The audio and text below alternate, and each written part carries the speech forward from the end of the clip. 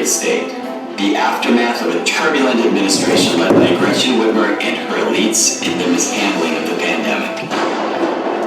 She locked up our economy, imprisoned our families, isolated our sick, and bankrupted our businesses while she received a full government paycheck, visited her family, and grew her own portfolio using campaign money to fly on a private jet to Florida during her own lockdown order.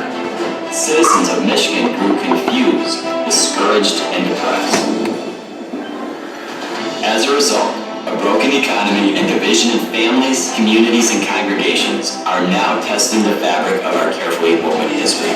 One that up until now has survived a revolution, a civil war, 2 world wars, and a host of other catastrophic events. My name is Ralph Rebandt. I am a father, grandfather, and husband. My 35 years of experience as a pastor has given me unique insight into repairing the family and healing our state. As the chaplain for the Michigan Chiefs of Police, I have been confronted with issues in our neighborhoods and participated in solutions that have benefited the citizens of Michigan. I'm honored that the Southeastern Michigan Chiefs of Police have endorsed me for governor. And as the 50th governor of the state of Michigan, I will fight for religious freedom, freedom of speech, for medical freedom, for election integrity, for the Second Amendment, and yes, I will fight for the unborn life. Our history shows that when America gets God right, integrity, honesty, liberty, and freedom follow. And that is why America is exceptional. There are those who want to destroy the rights and liberties granted to us by our Creator and confirmed in our Constitution. We cannot let that happen. I will not let that happen. As your next governor, I will stand in the gap for you. Together, let's bring the light of truth to dispel the darkness. Join me, and let's make Michigan a lighthouse to the nation. Awesome.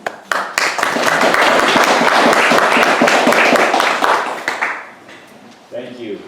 It's good to be with you. I learned a little bit from Carrie about what this building represents, and I told her that my dad always wanted to have a boys' ranch. And the mission of this building and the people who own it is amazing, and she was sharing some of those stories with us before we began. If you guys okay with the lights? You're good? Yeah. Okay. So what I was going to do, if this is all right, by the way, I have my wife Carol with me. She's my bride of 45 years. We met in 7th grade. We got married when we were 10.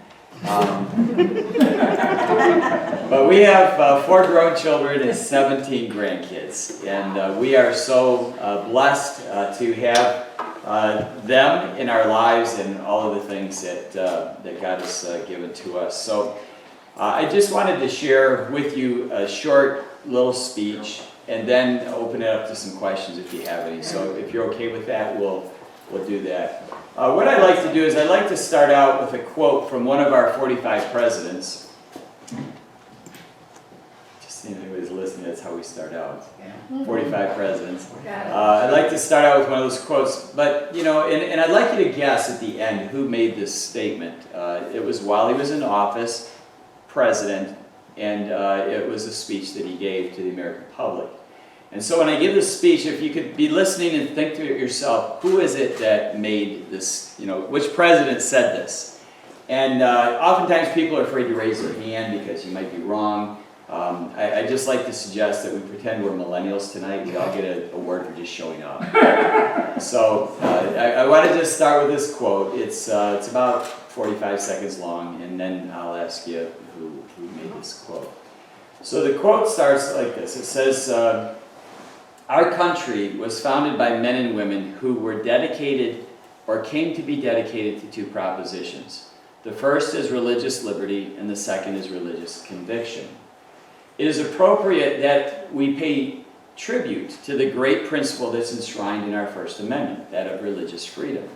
It's also appropriate that we pay attention to the fact that without religious freedom and religious conviction tied together, there's no meaning to it.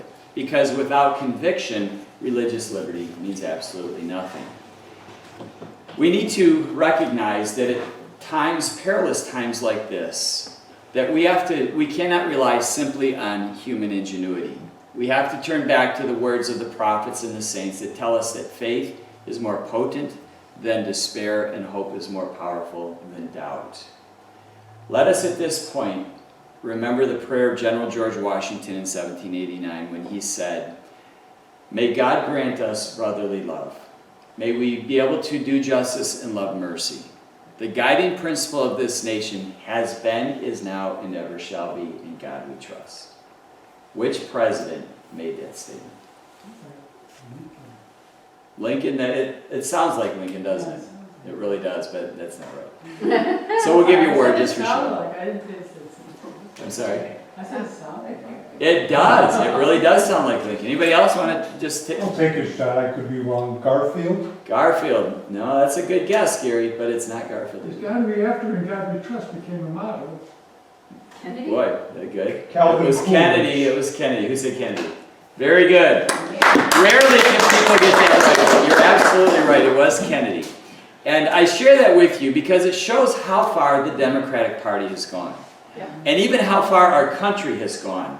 When President Kennedy made those statements during the National Day of Prayer, it was phenomenal. And I'm like, this guy I would have voted for him, you know. He had such great things to say, you know. And so I share that with you because Karl Marx made this statement, and it's true. If you can erase a nation's past, you can take it anywhere in the future. And that's what's happened to America. Our history of "In God We Trust," our history of our Judeo-Christian principles have been removed from culture.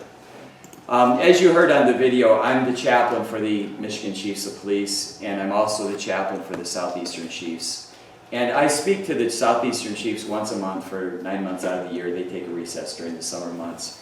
But I shared with them a contrast, and I want to do that with you here this evening. How many of you heard of the Oxford shootings, the school where the boy shot and killed 4 students? I'm a police chaplain. I'm a pastor. I do funerals all the time. But I've never experienced that level of emotion. I'm sorry, I'm thinking about it right now. Seeing 4 teenage people not even be able to live their lives tore me up.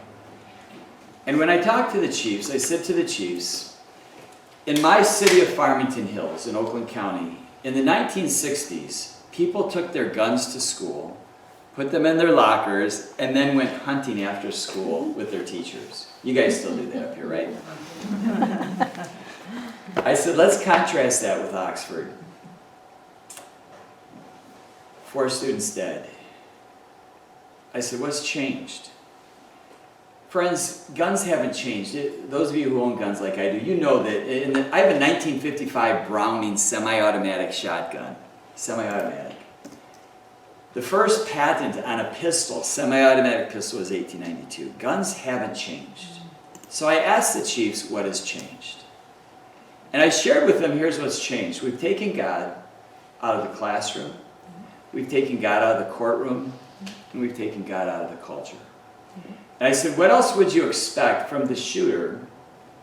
He said that, as he wrote his last note, was, my life is meaningless.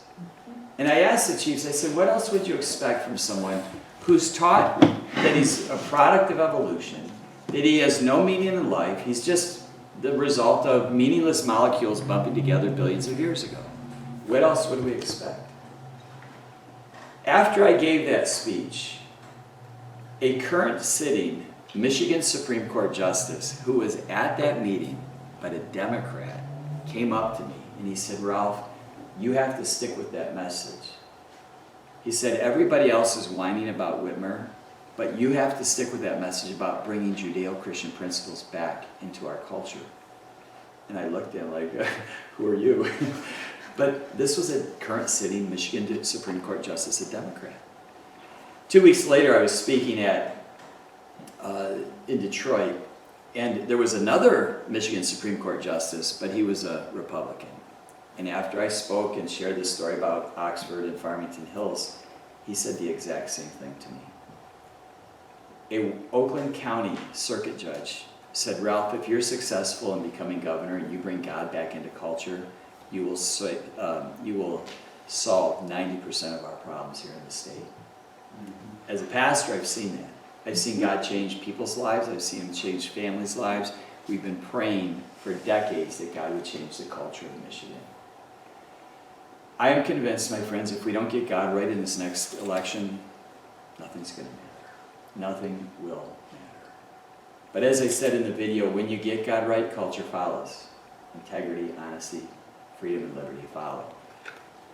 Our founders pledged their lives, their fortunes, and their sacred honor for our liberties. In fact, John Adams wrote a note to you and me. You can look this up on the internet. He said, posterity, obviously he's writing this so that one day we would be reading it. We're the posterity that he's writing to. He said, posterity, you will never know how much it costs our present generation to secure your liberties. I hope you make good use of it. If you do not, I shall repent in heaven that I spent half the pains that I did to preserve it. Friends, I am on this trajectory of becoming governor of Michigan because I am willing to, like our founders, pledge my life. I know where I'm going when I die, so it doesn't matter to me what my future is. I know that Christ has paid for my sins, that I'm forgiven, and that's where I'm going when I die. But I will share this with you, that not only did they pledge their lives, they pledged their fortunes. And I don't share this next piece of information with you because I'm looking for any sympathy. I'm not. I'm just telling you the facts. You can look it up on the internet. You look up campaign, Ralph Rebandt contributions. I have put at least $70,000 into my own campaign because I care that much about the state. That's a third of my retirement. I had to step away from our church a year ago in June to run for governor because Michigan election law does not allow me to take money from our church and run for governor. So we tried to do a paid sabbatical, we tried to do a leave of absence, paid leave of absence, couldn't do it. In fact, I don't know if you all have heard of Alliance Defending Freedom or Liberty Council. Matt Staver in Liberty Council, he has a friend in the council with him as an attorney. And we were trying to figure out how we can do this. How can I keep being a pastor and get paid and run for governor? And he said, Ralph, basically you can't. And he said, if you want, I will sue Michigan pro bono for you because you're the only candidate who's being discriminated against. And I said, I'm not sure how running for governor and suing Michigan works together. So at this point, let's just run for governor. Later. Yeah, let's just run for governor. But I share that with you because I want you to know that if you want somebody in Lansing who's not going to get bought off, money has never motivated me. My wife and I got married at 18. We were like the Carpenters. I don't remember this song. Forget it. I had this flashback to the 70s. But we got married at 18. We didn't have 2 dimes to rub together. But we knew we loved the Lord. We knew that He would meet our needs, and He has. And so in ministry, I never asked the church once for a raise. In 35 years. I was at the same church for 35 years. We planted this church. It had, when I left last summer, a $2 million building, 7 acres in Farmington Hills, and everything was paid off. So I share that with you because I want you to know that I have no interest in pleasing anyone but the Lord. So at the end of my life, when I stand before God, I do want to hear, well done, my good and faithful servant. And I want to hear that, not simply for the ministry that I've done at church, but I want to hear that as I lead the state. They also pledged their sacred honor, and I share that with you too because I understand if you look in the scriptures, there's such a thing as covenants. Covenants are agreements between 2 or more people. And so I share that with you as well because when we make an agreement, we make a covenant between each other, we realize that God is a witness to what we say. And that's why Jesus said, let your yes be yes and your no be no. And so as a governor candidate, I will let you know that I will not only represent you well, in fact, my phone number's on these papers and on these cards, and I'll even pick it up when I'm governor. I'll return your calls. I don't know how your representatives work around here, but I know when you get down to our area, they never return your calls. You don't know. They have people return your calls. So I share all this with you because I love this state, and people say, Ralph, why are you running for governor? And I say there are 17 plus reasons. The 17 reasons are my grandkids. The plus are your children and grandchildren. And I'm convinced that we can turn this thing around by bringing Judeo-Christian principles back. And so I invite you to join with us in making Michigan a lighthouse to the nation. As you can see, that happens to be our motto, and I'd love to answer questions about that and what that looks like. It's on our website. I'm doing some short videos on Facebook and all these crazy social. It's hard for me to get really tuned into social media stuff, but I'm trying to participate in it. So anyway, with that, we'd love to have you join with us to make Michigan a lighthouse to the nation. All right, thank you. Have you been put in Facebook jail yet? I have, and this is how bizarre it is. During the lockdowns, I wanted to encourage people, and so our church, I was on Facebook, and our church was, and I did just like a 3-minute or less vignette, and I was talking about the National Day of Prayer, and I mentioned Donald Trump just applauded the National Day of Prayer, and just for that one phrase. They shut me down. They took it off. What if I would have said Abraham Lincoln, prayed at the National Day of Prayer? Would they? That's how radical they are. And having gone through that, I am just so convinced that we're losing our freedom of speech. We're losing our freedom of religion, freedom to assemble. Everything that happened in the last 2 years is a direct attack on our First Amendment rights, and there are God-given rights confirmed in our Constitution. So yes. The Michigan Constitution, Article 8, Section 1, Hey, I quote it for you. says, Religion, morality, and knowledge being necessary to good government and the happiness of mankind. Schools and the means of education shall be forever encouraged. How do you do that? How do I do that? How do you do that? Well, under the current state of affairs in the public school system, I have said this at debates, I would dismantle the public school system and rebuild it. That doesn't mean I'm doing away with it. It just means all of the structure that's there in terms of who approves what, get it out of the teachers' unions and bring it back to the parents. That's what I think it is. The Michigan School Code 480.10 states that it is the responsibility of the parents and legal guardians to oversee the curricula. And that's what I would be doing when I say dismantle and rebuild. I want to have parental involvement. I don't care if the teachers have their union to discuss pay. Unions are another whole story in my life. I could share that with you, but I don't care about collective bargaining. They just do not have the right to tell us what to teach our kids. And so that's where I'm coming from. Thank you. I think I have a quick one here. So at the Mackinac Policy Conference, they are demanding vaccine passports or a negative PCR COVID test, which is the one that takes a few days. Ryan Kelly has vowed to boycott that one. How about you? I would not go either. I would boycott that because I am convinced. I had a friend die from COVID, but I'm not sure it was COVID. I think it was how he was treated, the fact that they did not allow therapeutics like ivermectin and other very life-saving drugs. They didn't allow those, and they're still not allowed, and I think that's criminal. So I think we have, not I think, as Americans, we have freedom to choose our own medical direction and medical in consultation with our doctors. And not only has it eliminated HIPAA and done away with all of the securities and privacies that we have, but the freedoms that we enjoy are freedoms that we should continue to enjoy. So I'm against mandated stuff. If somebody in consultation with their doctor feels like they need the COVID shot, that's fine. Personally, I'm not convinced it's done anything, and I said that in a debate in Livingston County last week. What I know about it, it's not a vaccine, and I don't mean to make anyone feel badly who got it, but I'm not convinced it's done anything. In fact, they told us if you get the shot, you won't get COVID. We know that's not true. Right. If you get the shot, you won't spread COVID. We know that's not true. If you get the shot, it'll only stay in your arm. We know that's not true.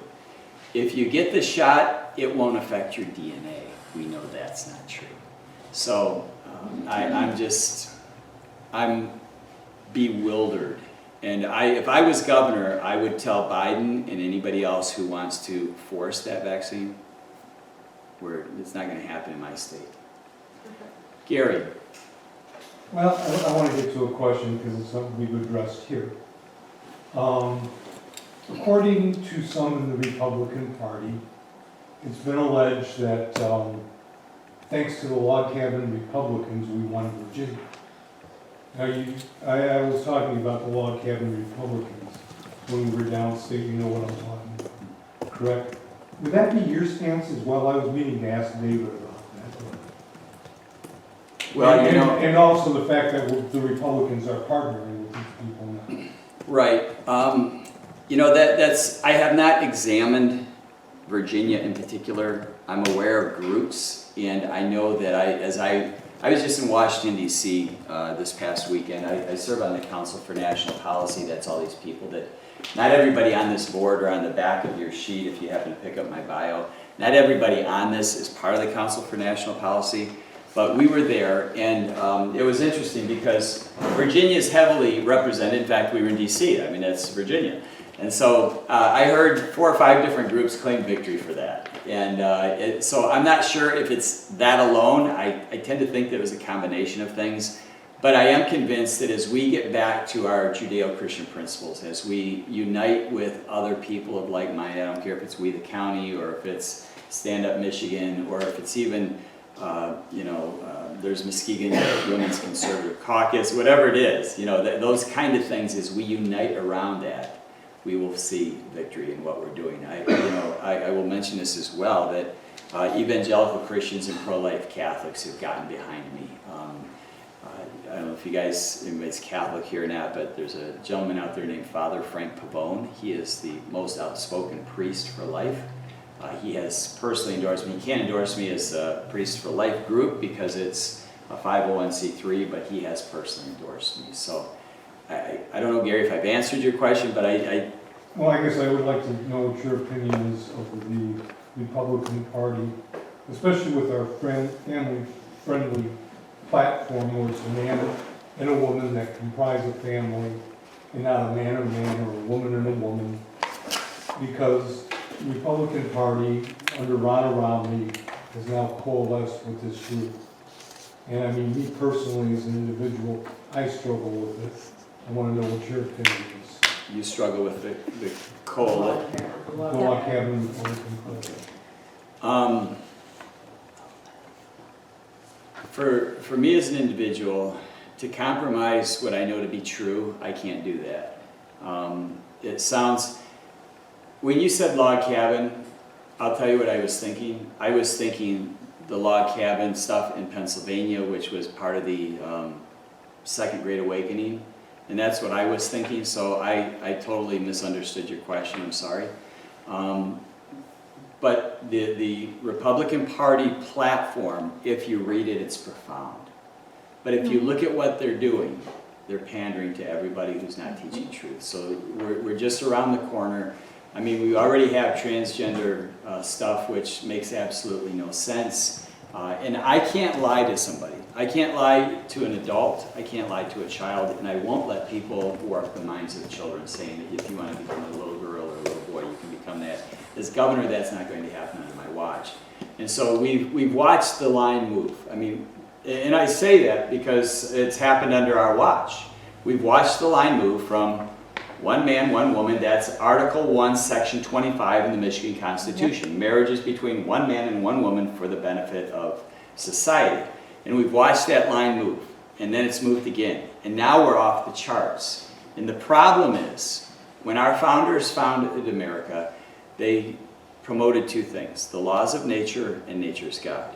That's not the problem. The problem is God was thrown out 60 years ago, and now we're watching the laws of nature be thrown out. And it's kind of like what Judges 17:5 says, everyone does that which is right in their own eyes. There's no such thing anymore as absolute truth with a T. That does not exist in our culture, and I intend to bring that back by standing strong on the principles that our country was built. I have a question. Yes. How would you be able to present your Christian point of view to other areas in Michigan? For example, Hamtramck is a highly Muslim community. Their government is like that. You have Dearborn, that's highly Muslim. So if if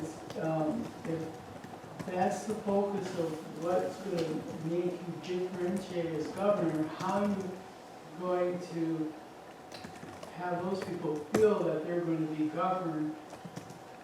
Good question. You know, in that? That's a great question. You know, as I look at the First Amendment, what it tells me is what I believe as a Christian. Every person has the right to choose whether or not they want to worship, what they worship, whether they sleep in it, whether they want to worship a tree, Allah, whoever. Every person has the right to choose or not choose. Congress shall make no law respecting the establishment of religion or prohibiting it for exercise thereof. And so it's my faith that says, if you want to worship a tree, that's between you and God. You will give an account for that just like I will. If you want to worship somebody else, that's between you and God. And so it's my Christian faith that says we called it back in Bible college, we called it individual soul liberty. So every individual has the right to choose or not choose. Doesn't mean it eliminates the responsibility before God or accountability one day, but it just says, hey, you have that right. So I don't have I've never twisted somebody's arm or put a gun to their head and say, you know, follow the Lord or die. I mean, that's just not right.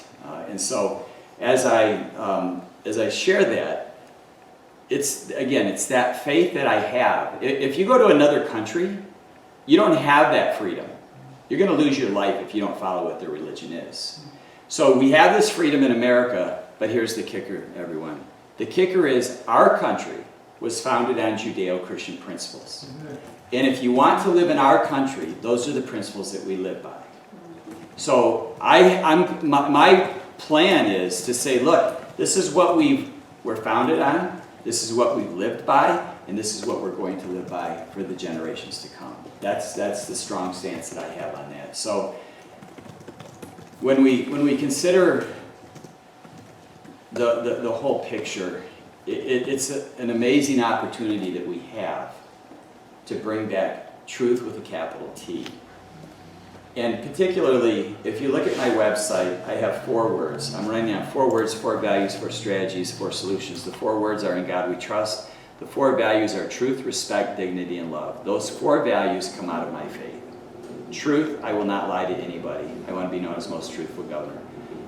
Respect, do unto others as you'd have them do unto you. Dignity, every person's made in the image of God. And love, a self-sacrifice, love that puts the other person ahead of yourself.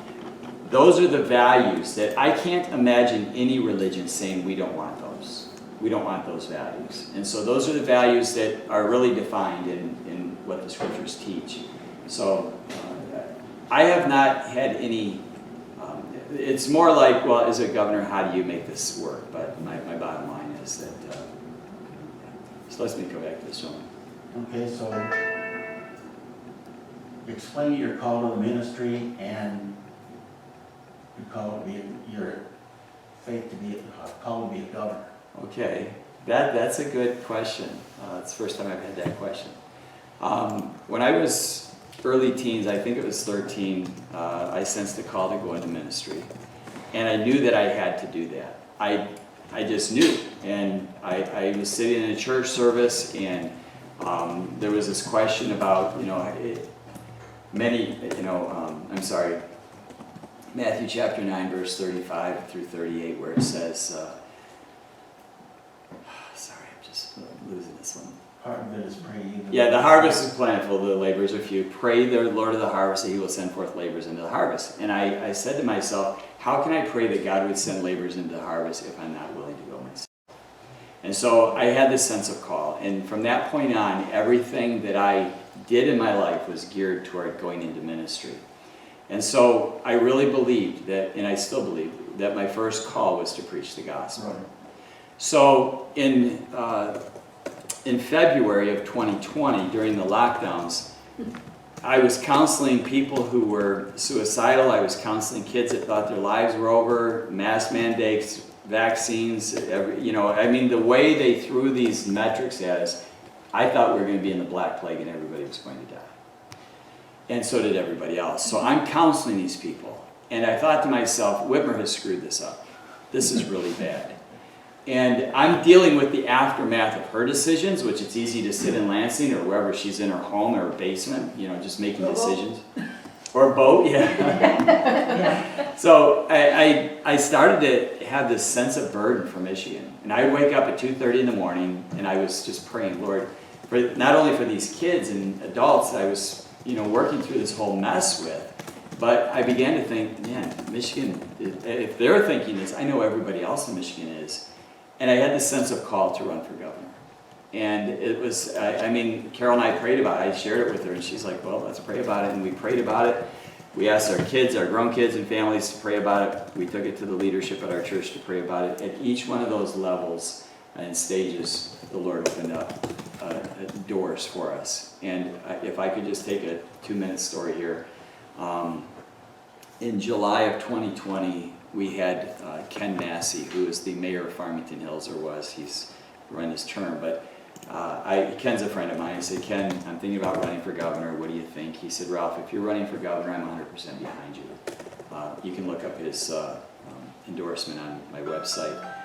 But he said, what would you do for Michigan? I talked about the Lighthouse Initiative, the 4 words, 4 values, 4 strategies, 4 solutions. And then I said, our vision is to make Michigan a lighthouse to the nation. And he said, Ralph, I love that. He said, I've always loved lighthouses, and you know, we went on about it. That was in July. Fast forward to the Monday after Labor Day in September. I'm working on a barn in Gaylord, and I'm up on the trusses, and I shoot a 2-inch nail into my foot. And it was really weird. It didn't hit a bone, it didn't hit a nerve, it just went into my foot. And my friends who were on the scaffold throwing up plywood to me, they said, what happened? I said, I don't know. I looked down, I see the nail head in my shoe, and I'm like, this is really weird. So my first thought, pull it out with a hammer, and then I thought, no, I probably should get it x-rayed, make sure it didn't hit anything. So went to the hospital. 4 or 5 hours later, we come back, and our friends say, Ralph, you know, you're not going to get on the roof tomorrow, let's go to Mackinac Island. So I said, okay. Actually, I didn't say okay. I said, I'm not going to be able to walk. They said, well, you're either going to sit here in the chair or you're going to ride in the boat over to the island. So I ended up saying okay. So 12:30 Tuesday, I'm experiencing this foot throb. And I sat on the wall. You have the fort up there. There's a park area, and then there's a little stone wall on the corner. And I was sitting on the wall. And this is after Labor Day. There were not a ton of people there. And I was texting a guy from church, and some random guy walks up to me, and he says, I'd like to give this coin to you in the name of Jesus. So I look up at him, and I said, thank you, he's my Savior, my Lord.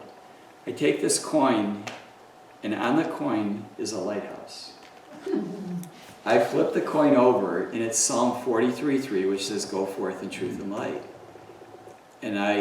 So I said, thank you, he's my Savior, my Lord. I look at the coin, I flip it over, and I look up to say, why did you give me this coin? He wasn't there. I've never had that experience in my life before. I've read it in Reader's Digest. I've talked to people. Never had that before in my life. And so I start quizzing all my pastor friends all around the state, and they said basically what I thought. In Hebrews 13, verse 2, it says, you've entertained an angel unaware. And this happened during the time, Lord, either make it obvious or shut the door. We don't want to walk away from 35 years at the same church if this isn't the direction you want me to go. And so I still have this coin. Carol won't let me take it anywhere. She's afraid I'll lose it.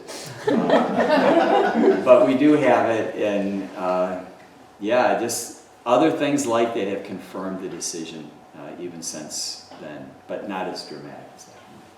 Either take up a collection or ask you another question. Back to the Department of Education. Okay. That's in the governor's purview. That is the executive branch. Exactly.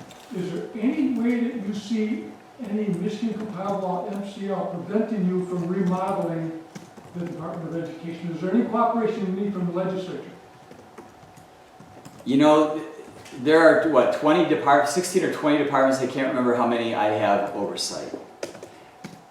I don't see any reason why I couldn't restructure that. I mean, Governor Engler in 1994 said we're going to restructure the Sex, Drugs, and AIDS Committee. I was on that committee in Farmington Hills in our school district I was only in our, I don't know if it was 94, it could have been 92, but whatever it is, I was asked to sit on this committee. And after we're discussing all this, and abstinence wasn't in the curricula, it was weird listening to these educators. And so finally I just raised my hand and I said, you guys, why am I on this committee? I said, there are pastors who've been in Farmington Hills for 25 years, and I've only been here for 3 or 4. And they said, well, Ralph, we looked around because Governor Engler required a pastor on the committee. We looked around and we said, who's the most conservative pastor in the city? And we decided it was you. And they said, if our decisions get past you in this committee, it'll pass any family in the district. So I really believe it's within my purview to do that. And so I'm really excited to be able to do that. I can't think of anything. To answer your question, I can't think of any MCL or school code that would prohibit me from doing it. Andy. Thank you. I have one concern coming off of the last election, and that is if we don't have an honest election, we don't have democracy. And I'm convinced that voter fraud has been going on for years, and the reason why they pulled it off so well last time is because they were well practiced at it. My question is, what can a governor do in his sphere of influence and his powers to bring election integrity back to Michigan? What is your plan to make sure that we don't have it stolen again? We just want a free and fair election. Right. That's it. And I believe the election was stolen. I was at the TCF Center the day after the election on Wednesday. When the Detroit Police Department wasn't letting the Republicans upstairs in. Did you guys see the pizza boxes on the windows in the police department? Just Google that day. You'll see the Detroit Police Department holding up their hands saying, no one's going in. And they kept throwing out Republicans and independents. And I went down there because I still at this point had not stated that I was going to run for governor. But I wanted to see what was going on. And so I went down to the TCF Center. I went upstairs where they were all meeting, and I saw Michonne Maddock. I'd never met her before, and a gal named Mary Sheridan, who's the vice chair over at Grassroots. And so I went up to them and I said, ladies, I will be able to get in this room. What can I do for you? And they said, Ralph, you're not going to be able to get in. And I said, I know I can get in. What can I do once I get in? They said, Ralph, you look around, there's 200 people waiting in this room to get in, and we've been waiting for like 3 hours to get in. I said, well, I know I can. No, you can. And then we went back and forth. They said, just give me your phone number. When I get in, I'll call you. I said, well, good luck. You won't get in. So I went down the escalator, and I asked some 3 Detroit police officers who were standing outside the door. I said, where's the supervisor? And they pointed to a guy inside the room. And so I thought to myself, when the guy opens the door to kick some more people out, I'll just walk in.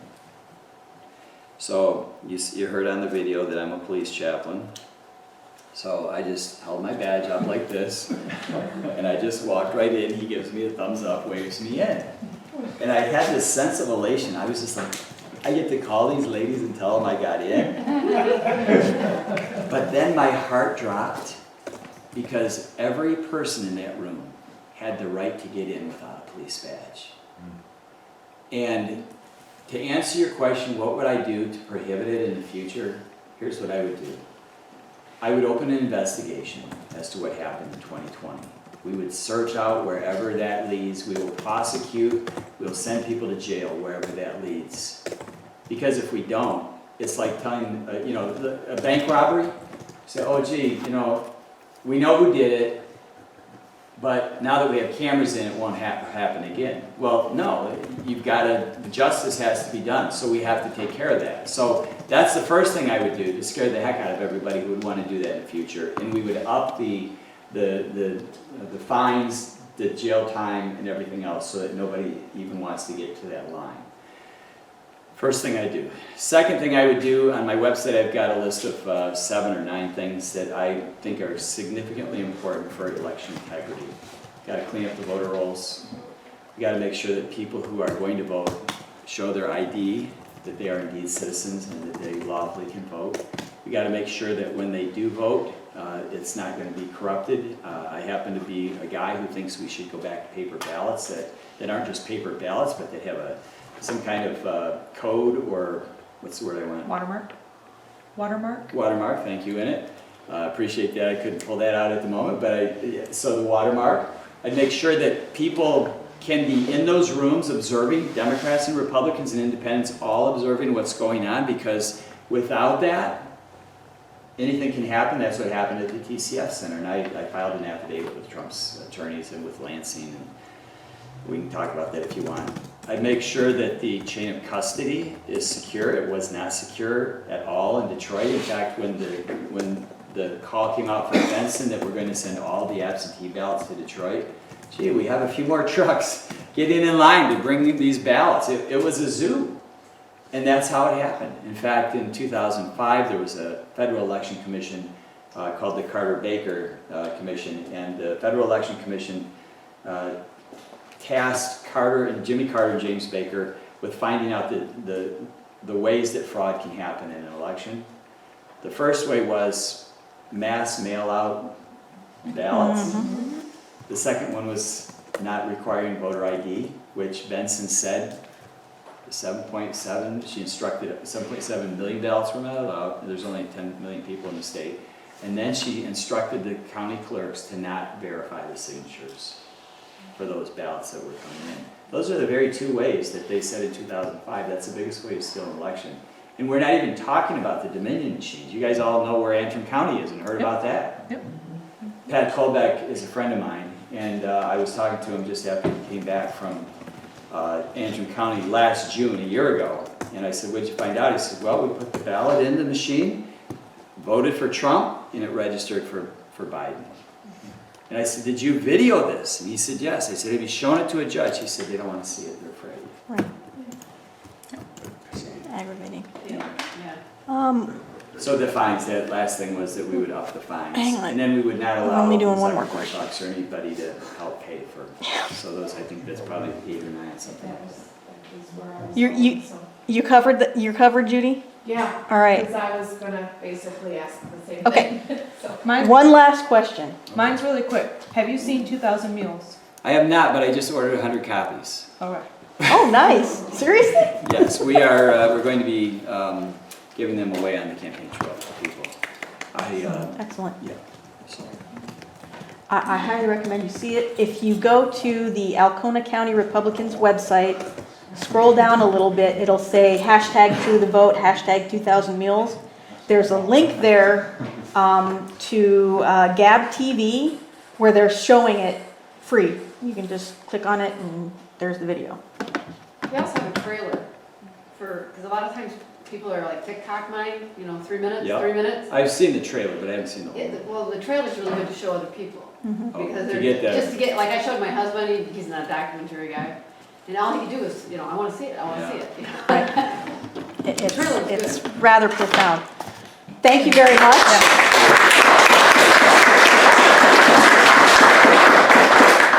That was absolutely fantastic. Appreciate it. Appreciate you inviting me, Carrie. It's awesome. And I can't say I've ever been here before.